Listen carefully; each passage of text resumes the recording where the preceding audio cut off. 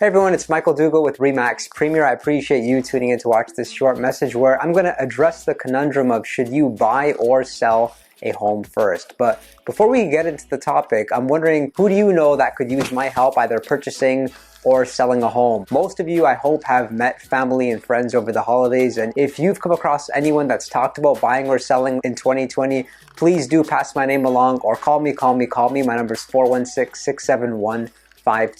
Again, it's Michael Dougal. Let's get into the video. So we're addressing the question of should you buy or sell a home first.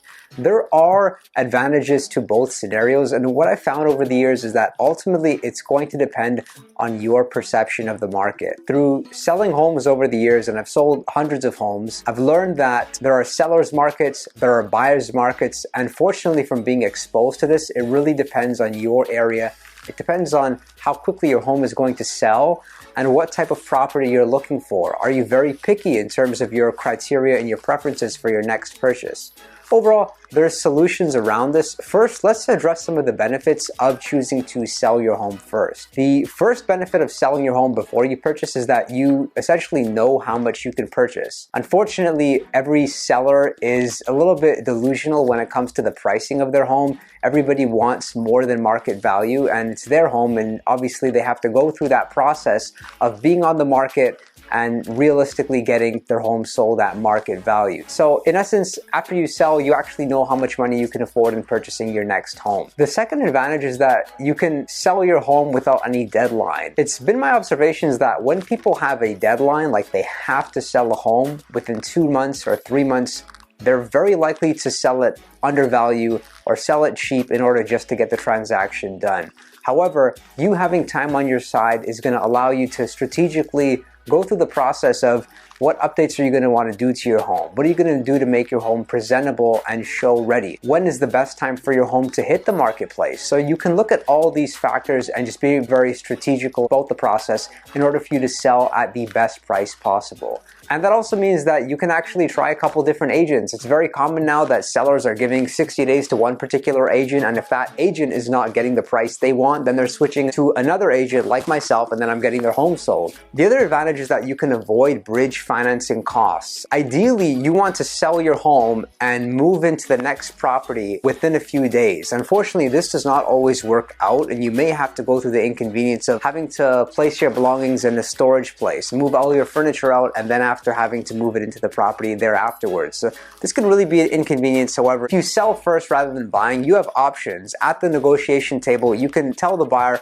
how many months ideally you want to have before the buyer actually moves into the property. Let's now get into the advantages of choosing to buy a home before you sell. And the number one advantage is property selection, especially if you're a buyer that is looking for something very specific, maybe like a heritage home or maybe like a rural property, something that you don't occasionally come across. You're able to be a bit more selective. You can find that property, and then with the help of a good agent, you can make an offer on a property conditional upon selling your home. So you would present an offer to the seller of that home and say, listen, I'll buy your home, but I have to sell my home first. That is, of course, is going to require very, very strong negotiation skills, and I've helped a lot of clients go through this process this year. So if you do really have like a narrow selection as far as what type of home you're looking for, by choosing to buy first versus sell, you can essentially just wait until you find the right property, and then when you find the right property, then you can pounce on it and then rush the sale of your home in order to get that property. Because unfortunately, for these type of buyers, they may always be wondering, okay, I can sell my home first, but what if I don't find that next property which I want to purchase? I'm currently helping a seller out in Markham, just by Church Street. I'm helping them to sell their home and purchase a piece of land along with the house somewhere up in Shelburne, because they have horses, they really like wildlife, and that's what they want to do. So that being said, it's really important that you know you can sell your home and you can find the property that you want to move into. The second advantage of buying a home before you sell is you have a lot of comfort when it comes to your interest rates. You may be pre-approved for a specific time at a specific interest rate, and that approval naturally is only going to be designated for a specific time period. So if you get the approval then and you go through the process of rather selling your home first, then that approval may actually expire.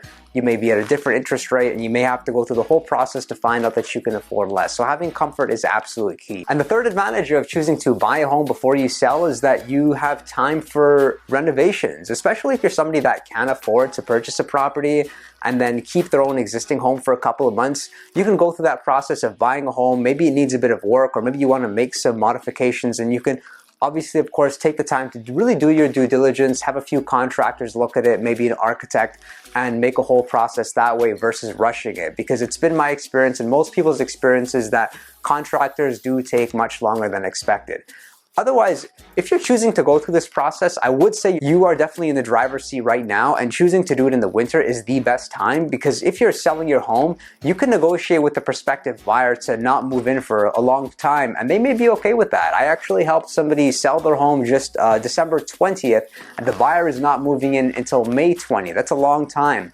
Otherwise, if you're somebody that has a home which is like land value and the purchaser of that home is like a builder or a developer, likely they would be able to negotiate like a lease back to you, meaning that they would buy the property and you would rent it back. You would essentially pay them month by month until they're ready to go ahead with their plans and essentially build on the property or do whatever they want to do. So I've helped a lot of clients with this whole process. I really hope you found this information helpful. Don't forget to call me if there's anything I can do to help.